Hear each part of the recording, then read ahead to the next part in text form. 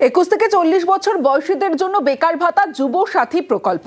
আর সেই যুব সাথীতে মোট আবেদন 84 লক্ষ। তার মধ্যে অফলাইনে কত আবেদন, অনলাইনে কত আবেদন জমা পড়েছে জানবো বিস্তারিত।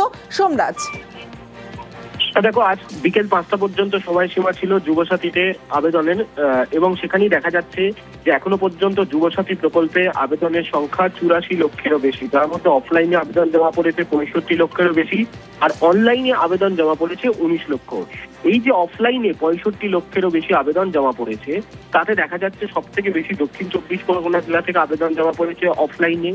দক্ষিণ 24 পরগনা জেলা থেকে অফলাইনে আবেদন জমা পড়েছে 7,64,466টি।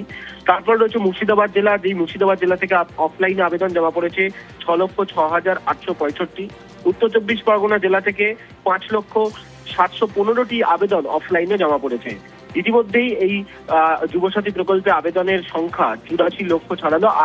আজই শেষ সময়সীমা ছিল যুবসাথীতে আবেদনের।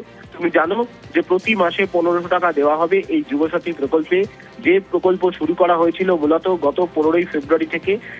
আজ তার শেষ সময়সীমা ছিল আবেদনের, এবং সেখানেই দেখা গেল যে 84 লক্ষেরও বেশি আবেদন জমা পড়লো অনলাইন ও অফলাইন মিলিয়ে এই যুবসাথী প্রকল্পের জন্য। বেশ।